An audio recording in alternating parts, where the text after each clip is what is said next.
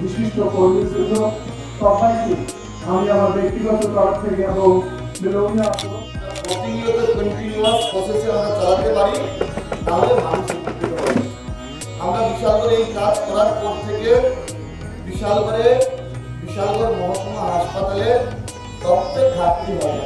কিন্তু জীবিত আমি যেহেতু যুব সংগঠনের সঙ্গে জড়িত আছি, রাজ্যের বিভিন্ন প্রান্ত থেকে যুব ভাইরা জীবিতে আইজিএম থেকে আমাকে রক্তের জন্য ফোন করে।